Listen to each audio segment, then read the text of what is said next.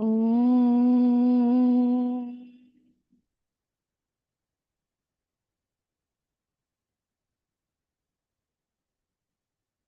ఓం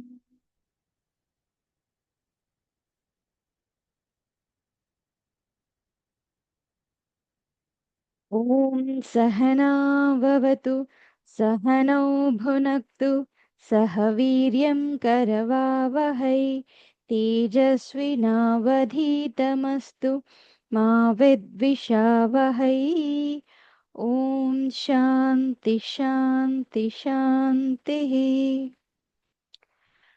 ఓం గురుర్బ్రహ్మా గురుర్విష్ణుః గురుర్దేవో మహేశ్వరः గురురేవ పరం బ్రహ్మ తస్మై శ్రీ గురవే నమః. ఓం పార్థాయ ప్రతిబోధితాం భగవతా నారాయణేణ స్వయం వ్యాసేన గ్రథితాం పురాణమునినా मध्ये महाभारतम् अद्वैतामृतवर्षिणीं भगवतीम् अष्टादशाध्यायिनीम् अम्भ त्वामनुसन्दधामि भगवद्गीते भवद्वेषिणीम्. हरि ओम्. 6th chapter.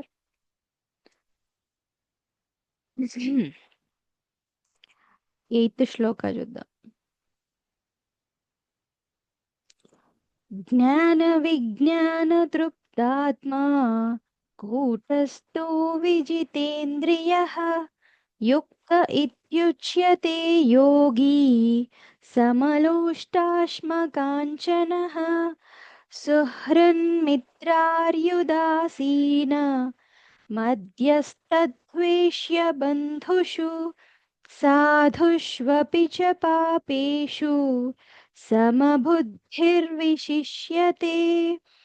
యోగి యుంజీత సతతం ఆత్మానం రహసి స్థితః ఏకాకీయత చిత్తాత్మా నిరాశీర పరిగ్రహః. 11th కూడా నిన్న చూసాము, జస్ట్ చెప్తా. శుచౌ దేశే ప్రతిష్టాప్య స్థిరమాసనమాత్మనః నాత్యుచ్ఛ్రితం నాతి నీచం చైలాజినకుశోత్తరం చైలాజినకుశోత్తరం. రైట్. 8th 9th వకుల గారు చెప్పండి. జ్ఞాన విజ్ఞాన తృప్తాత్మా కూటస్థో విజితేంద్రియః యుక్త ఇత్యుచ్యతే యోగి సమలోష్టాశ్మకాంచనః సుహృన్మిత్రార్యుదాసీనా మధ్యస్థా ద్వేష్య బంధుషు సాధుష్వపి చ పాపేషు సమబుద్ధిర్విశిష్యతే. రైట్. భవాని గారు. జ్ఞాన విజ్ఞాన తృప్తాత్మా కూటస్థో విజితేంద్రియః యుక్త ఇత్యుచ్యతే యోగి సమలోష్టాశ్మకాంచనః సుహృన్మిత్రార్యుదాసీనా మధ్యస్థద్వేష్య బంధుషు సాధుష్వపి చ పాపేషు సమబుద్ధిర్విశిష్యతే. రైట్. శాలిని గారు. జ్ఞాన విజ్ఞాన తృప్తాత్మా కూటస్థో విజితేంద్రియః యుక్త ఇత్యుచ్యతే యోగి సమలోష్టాశ్మకాంచనః సుహృన్మిత్రార్యుదాసీనా మధ్యస్థద్వేష్య బంధుషు సాధుష్వపి చ పాపేషు సమబుద్ధిర్విశిష్యతే. సంగీత. హరి ఓం. జ్ఞాన విజ్ఞాన తృప్తాత్మా కూటస్థో విజితేంద్రియః युक्त इत्युच्यते योगी समलोष्टाश्मकाञ्चनः सुहृन्मित्रार्युदासीन मध्यस्तद्वेषबन्धुषु साधुष्वपि च पापेषु समबुद्धिर्विशिष्यते. రైట్. రమాదేవి గారు 10th అండ్ 11th చెప్పండి. योगी युञ्जीत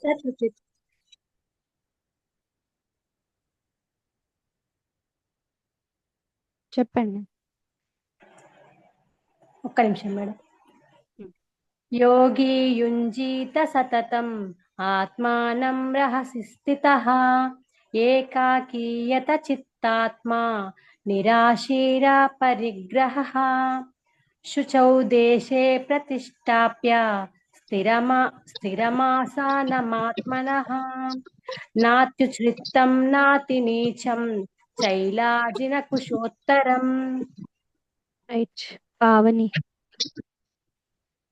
योगी युञ्जीत सततम् आत्मानं रहसि स्थितः एकाकीयत चित्तात्मा निराशी परिग्रहः మళ్ళీ शुचौ లాస్ట్ లైన్. निराशीर परिग्रहः. Right, continue.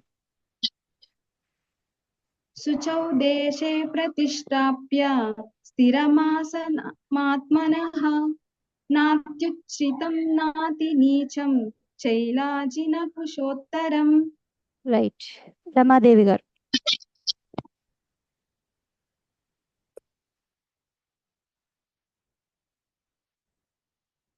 రమాదేవి గారు. ఓకే. సరిత గారు.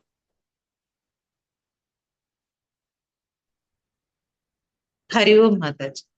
योगी युञ्जीत सततम् आत्मानं रहसि स्थितः एकाकीयत चित्तात्मा निराशीर परिग्रहः शुचौ देशे प्रतिष्ठाप्य स्थिरमासनमात्मनः नात्युच्छ्रितं नातिनीचं शैलाजिनकुशोत्तरम्. రైట్. నాగలక్ష్మి గారు. हरि ओम माताजी. అని. योगी युञ्जीत सततम् आत्मानं रहसि स्थितः एकाकीयुतचित्तात्मा निराशीरपरिग्रहः शुचौ देशे प्रतिष्ठाप्य स्थिरमानसमात्मनः नात्युच्छ्रितं नातिनीचं शैलाजिनकुशोत्तरम्. రైట్. ఒకటి 10th శ్లోకంలో 3rd లైన్ ఏకాకి యత చిత్తాత్మ యత్. ఓకే, ప్రయత్నం. 11th శ్లోకంలో 2nd లైన్ స్థిరం ఆసనం. ఓకే, స్థిరం ఆసనం ఆత్మనః. ఆసనం స్థిరంగా ఉండాలి అనే చెప్తున్నాం. స్థిరం మానస కాదు, ఆసన అది. రైట్. ఓకే. శుచౌ దేశే ప్రతిష్టాప్య స్థిరమాసనమాత్మనః నాత్యుచ్ఛ్రితం నాతినీచం చైలాజినకుశోత్తరం. రైట్. నెక్స్ట్ 12th చూద్దాం. తత్రైకాగ్రం మనః కృత్వా యతచిత్తేంద్రియక్రియః ఉపవిశ్యాసనే యుంజ్యాత్ యోగమాత్మవిశుద్ధయే. ఏం చెప్తున్నారు? తత్ర ఏకాగ్రం మనః కృత్వా. మనః తర్వాత కృత్వా వచ్చినప్పుడు సేమ్ విసర్గ తర్వాత ప వచ్చినప్పుడు ఇక్కడ నుంచి పెదాల నుంచి ఎట్లయితే గాలి వదిలేస్తామో అని వదిలేస్తాము, విసర్గ తర్వాత క వచ్చినప్పుడు ఇక్కడ నుంచి రావాలి శబ్దం ఇట్లా. ఓకేనా? సింపుల్. ఇది ఉపపద్మానీయం. ఇక్కడ జిహ్వామూలీయం అంటే జిహ్వ ఎండ్ దగ్గర నుంచి అని వస్తుంది. రెండు సెపరేట్ థింగ్స్ అన్నమాట. సో ఇక్కడ మనః కృత్వా అలా వస్తుంది.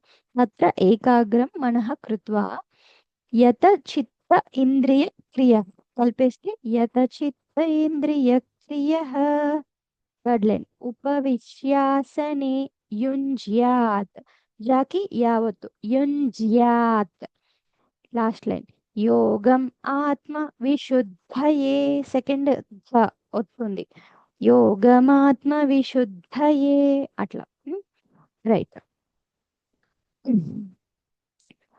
తత్రైకాగ్రం మనః కృత్వా तत्रैकाग्रं मनः कृत्वा तत्रैकाग्रं मनः कृत्वा ఉపవిశ్యాసనే యతచిత్తేంద్రియక్రియః यतचित्तेन्द्रियक्रियः यतचित्रेन्द्रियक्रियः ఉపవిశ్యాసనే యుంజ్యాత్ उपविश्यासने युञ्ज्यात् उपविश्यासने युञ्ज्यात् యోగమాత్మవిశుద్ధయే योगमात्मविशुद्धये योगमात्मविशुद्धये तत्रैकाग्रं मनः कृत्वा यतचित्तेन्द्रियक्रियः उपविश्यासने युञ्ज्यात् योगमात्मविशुद्धये రైట్ రమాదేవి గారు తత్రైకాగ్రం మనః కృత్వా యతచిత్తేంద్రియక్రియః ఉపవిశ్యాసనే యుంజ్యాత్ యోగమాత్మా విశుద్ధయే సరిత గారు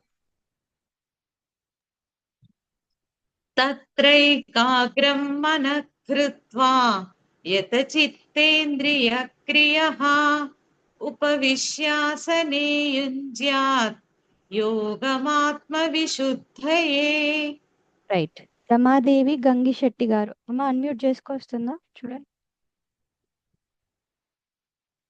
ఇక్కడ చిన్నగా మైక్ బటన్ లాగా ఉంటది అది ఓపెన్ చేయాలి రెడ్ ఉండకుండా గ్రీన్ రావాలి మీ ఫోన్లో వీడియో పక్కన ఉంటుంది ఆడియో రైట్ లావణ్య గారు చెప్పండి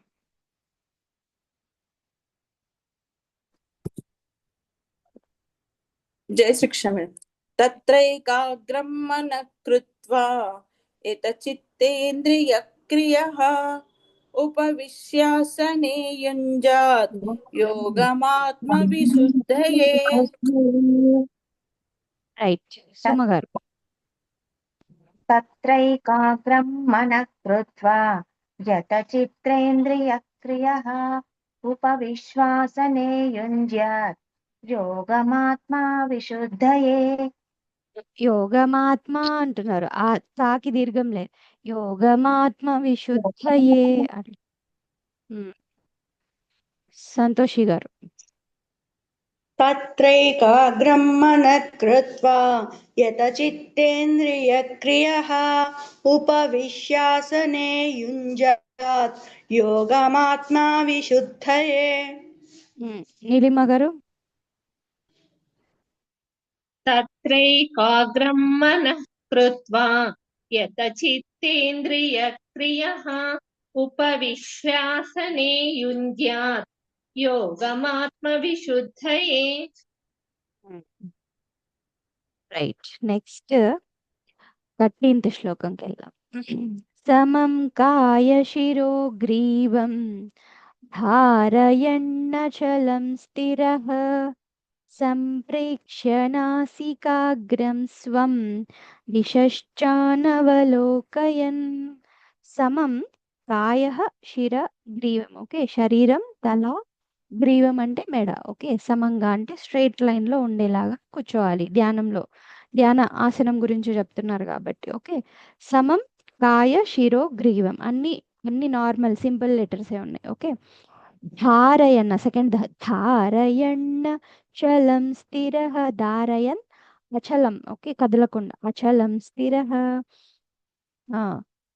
సంప్రేక్ష్య కి యావత్ నాసికాగ్రం స్వం నాసికా అగ్రం స్వం దిశశ్చాన్ దిశశ్చాహ దిశః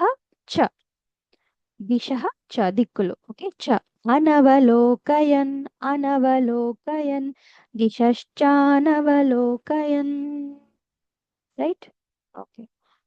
సమం కాయశిరో గ్రీవం సమం కాయశిరో గ్రీవం సమం కాయశిరో గ్రీవం ధారయన్నచలం స్థిరః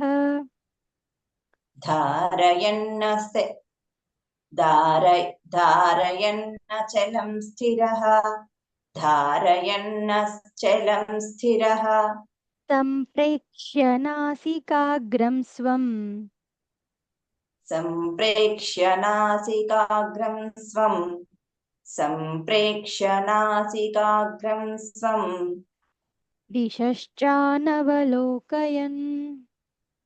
దిశశ్చానవలోకయన్ దిశశ్చానవలోకయన్ సమం కాయశిరో గ్రీవం ధారయన్నచలం స్థిరః సంప్రేక్ష్య నాసికాగ్రం స్వం దిశశ్చానవలోకయన్. రైట్, సరిత గారు. సమం కాయశిరో గ్రీవం ధారయన్నచలం స్థిరః సంప్రేక్ష్య నాసికాగ్రం స్వం దిశశ్చానవలోకయన్. రైట్, భవాని గారు. సమం కాయశిరో గ్రీవం ధారయన్నచలం స్థిరః సంప్రేక్ష్య నాసికాగ్రం స్వం దిశశ్చానవలోకయన్. రైట్, శాలిని గారు. సమం కాయశిరో గ్రీవం ధారయన్నచలం స్థిరః సంప్రేక్ష్య నాసికాగ్రం స్వం దిశశ్చానవలోకయన్. రైట్, రజిత గారు. సమం కాయశిరో గ్రీవం ధారయన్నచలం స్థిరః సంప్రేక్ష్య నాసికాగ్రం స్వం దిశశ్చానవలోకయన్. రైట్, శృతి. సమం కాయశిరో గ్రీవం ధారయన్నచలం స్థిరః సంప్రేక్ష్య నాసికాగ్రం స్వం దిశశ్చానవలోకయన్. రైట్, సమం కాయశిరో గ్రీవం ధారయన్నచలం స్థిరః సంప్రేక్ష్య నాసికాగ్రం స్వం దిశశ్చానవలోకయన్. 14th. ప్రశాంతాత్మా విగతభీః ప్రశాంత ఆత్మ విగతభీః. సెకండ్ భాగ్. బ్రహ్మచారి వ్రతే స్థితః బ్రహ్మచారి వ్రతే స్థితః. ఓకే, స్థితః నార్మల్ ద. మనః సంయమ్య మచ్చిత్తః మనః సంయమ్య మత్ ప్లస్ చిత్తః మచ్చిత్తః. Last line. యుక్త ఆసీత మత్పరః యుక్త ఆసీత మత్ ప్లస్ పరః. రైట్. ప్రశాంతాత్మా విగతభీః ప్రశాంతాత్మా విగతభీః ప్రశాంతాత్మా విగతభీః బ్రహ్మచారి వ్రతే స్థితః బ్రహ్మచారి వ్రతే స్థితః బ్రహ్మచారి వ్రతే స్థితః మనః సంయమ్య మచ్చిత్తః మనః సంయమ్య మచ్చిత్తః మనః సంయమ్య మచ్చిత్తః యుక్త ఆసీత మత్పరః యుక్త ఆసీత మత్పరః యుక్త ఆసీత మత్పరః ప్రశాంతాత్మా విగతభీః బ్రహ్మచారి వ్రతే స్థితః మనః సంయమ్య మచ్చిత్తః యుక్త ఆసీత మత్పరః. రమాదేవి గారు. ప్రశాంతాత్మా విగతభీః బ్రహ్మచారి వ్రతే స్థితః मनः संयम्य मच्चित्तः युक्त आसीत मत्परः శాలిని గారు. प्रशान्तात्मा विगतभिः ब्रह्मचारि व्रते स्थितः मनः संयम्य मच्चित्तः युक्त आसीत मत्परः పావని. प्रशान्तात्मा विगतभिः ब्रह्मचारी व्रते स्थितः मनः संयम्य मच्चित्तः युक्तासीत मत्परः శృతి. प्रशान्तात्मा विगतभिः ब्रह्मचारि व्रते स्थितः मनः संयम्य मच्चित्तः युक्त आसीत मत्परः నగలత గారు. प्रशान्तात्मा विगतभिः ब्रह्मचारि व्रते स्थितः मनः संयम्य मच्चित्तः युक्त आसीत मत्परः లావణ్య గారు.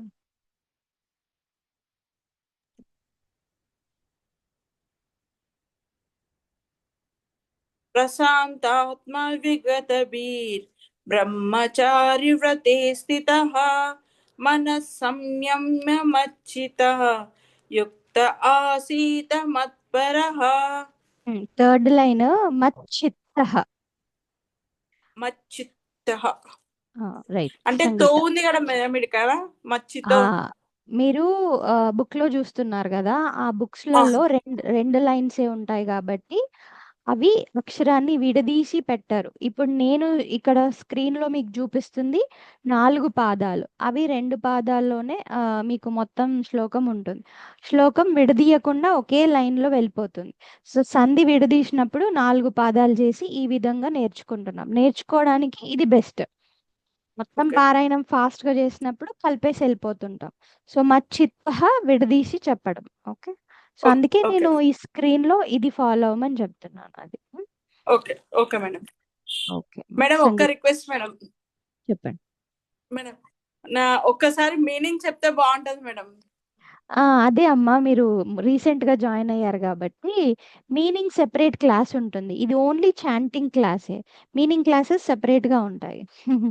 ఎప్పుడు ఉంటాయి మేడం? అది నేను ఇందాక డిస్కస్ చేస్తున్నాను. 6th చాప్టర్ అయిపోయింది, అది నేను మీకు లింక్ పంపిస్తాను. Okay okay right. సంగీత.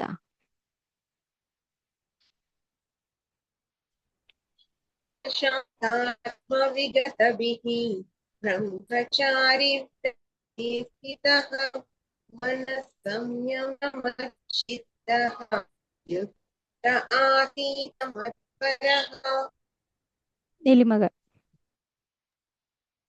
प्रशान्तात्मा विगतभिः ब्रह्मचारी व्रते स्थितः मनः संयम्य मच्चित्तः युक्त आसीत मत्परः ఫస్ట్ లైన్ చెప్పండి మళ్ళీ.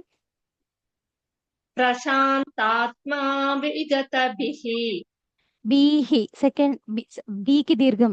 विगतभिः రైట్. ప్రశాంతాత్మా విగతభీః బ్రహ్మచారి వ్రతే స్థితః మనః సంయమ్య మచ్చిత్తః యుక్త ఆసీత మత్పరః. నెక్స్ట్ శ్లోకం. యుంజన్నేవం సదాత్మానం యోగి నియతమానసః శాంతిం నిర్వాణ పరమాం మత్సంస్థామధిగచ్చతి.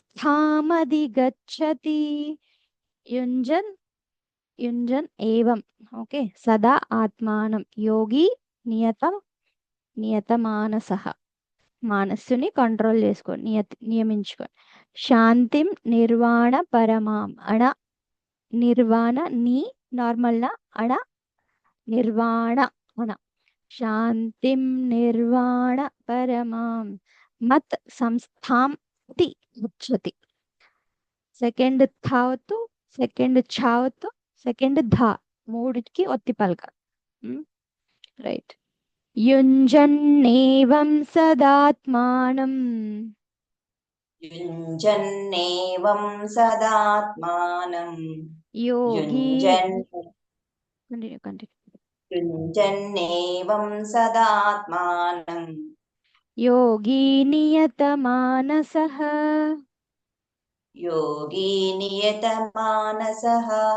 योगी नियतमानसः శాంతిం నిర్వాణపరమాం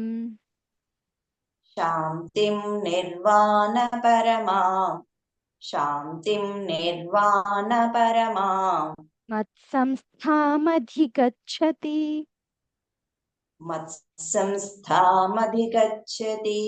मत्संस्थामधिगच्छति युञ्जन्नेवं सदात्मानं योगी नियतमानसः शान्तिं निर्वाणपरमां मत्संस्थामधिगच्छति. సరిత గారు. युञ्जन्नेवं सदात्मानं योगी नियतमानसः शान्तिं निर्वाणपरमां मत्संस्थामधिगच्छति. లాస్ట్ లైన్ మళ్ళీ చెప్పండి.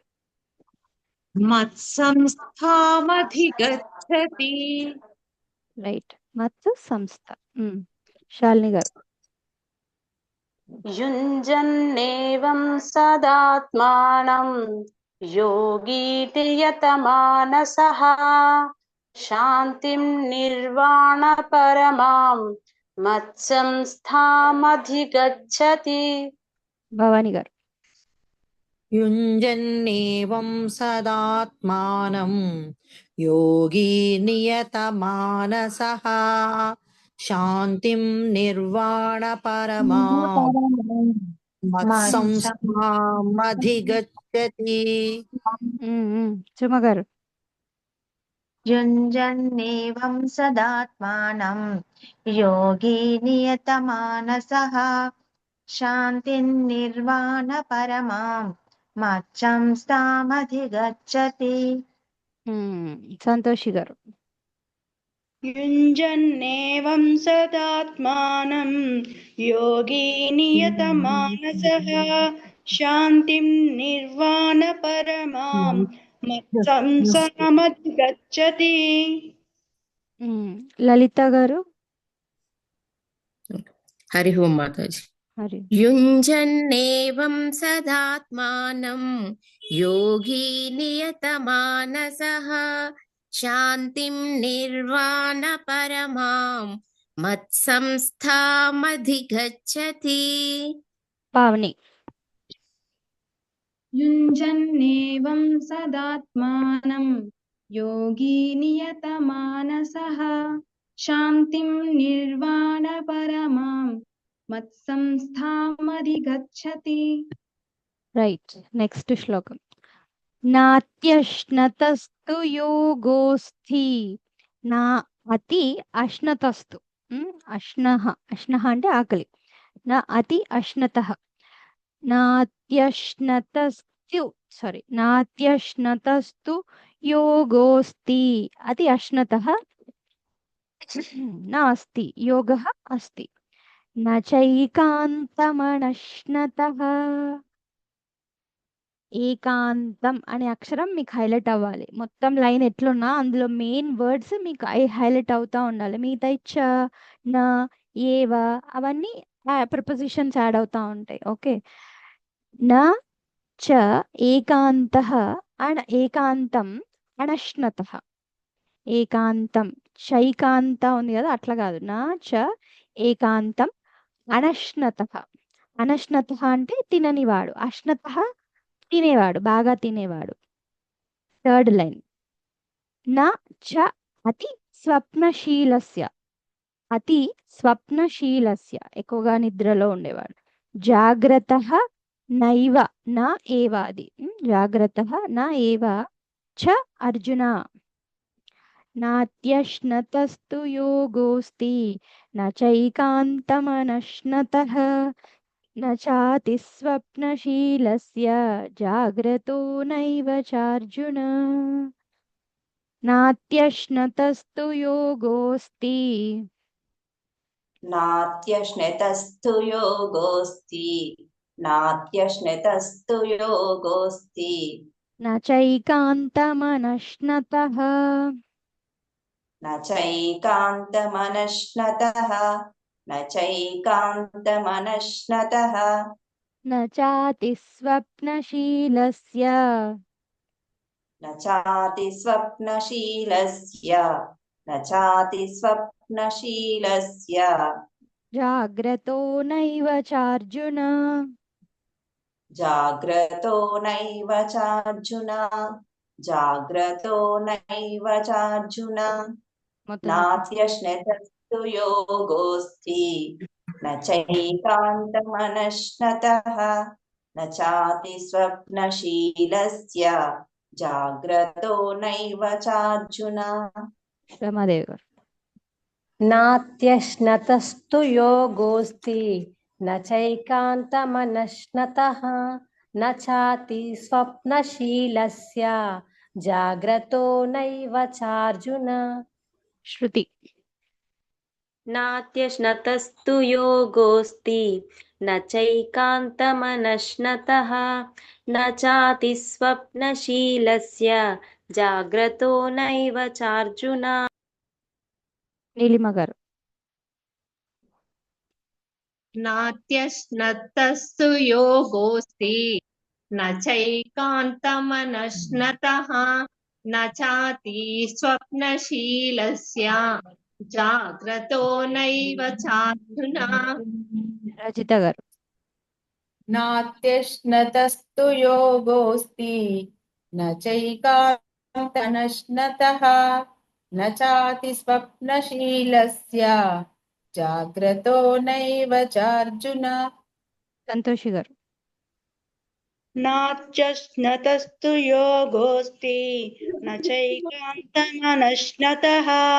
न चाति स्वप्नशीलस्य जाग्रतो नैव चार्जुन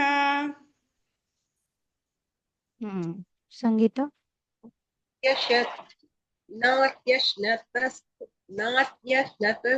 योगोऽस्ति न चैकान्तमनश्नतः न चाति स्वप्नशीलस्य जाग्रतो नैव चार्जुन సుమ గారు नात्यशतस्नु योगोऽस्ति न चैकान्तमनश्नतः न चाति स्वप्नशीलस्य जाग्रतो नैव चार्जुन శాలిని గారు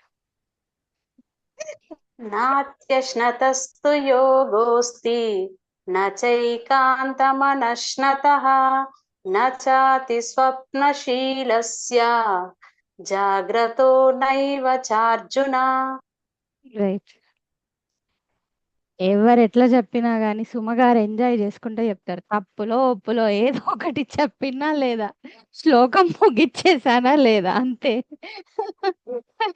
ఎట్లనైనా సరే శ్లోకం ఎండ్ చేయడం ఇంపార్టెంట్ రైట్ నాత్యశ్నతస్తు యోగోస్తి యోగం అస్తి అంటాం అంతే యోగో అస్తి న చైకాంతమనశ్నతః న చాతి స్వప్నశీలస్య జాగ్రతో నైవ చార్జున రైట్ సో రేపు కంటిన్యూ చేద్దాం అయితే 6వ అధ్యాయం కూడా మీనింగ్ ఆల్రెడీ చెప్పేశాను యూట్యూబ్లో ఉన్నాయి ఆ వీడియోస్ ఏవైతే ఉన్నాయో ఎవ్రీడే అది కూడా ఒక్కొక్కటి షేర్ చేస్తూ ఉంటాను చాంటింగ్ క్లాస్ ఈ రికార్డింగ్ ఈవినింగ్ షేర్ చేస్తా 6th chapter recording morning share చేస్తా ఎవరైనా మీనింగ్ కావాలనుకుంటే ఆల్రెడీ ఉన్నది వినండి ఎందుకంటే నేను మళ్ళీ నెక్స్ట్ చాప్టర్స్కి వెళ్ళిపోతున్నా మీనింగ్ కోసం రైట్ యా ఓకే సో రేపు ఒక క్లాస్ ఉంటుంది సాటర్డే ఉందా లేదా అనేది రేపు కన్ఫర్మ్ చేద్దాం థర్స్డే కదా ఈరోజు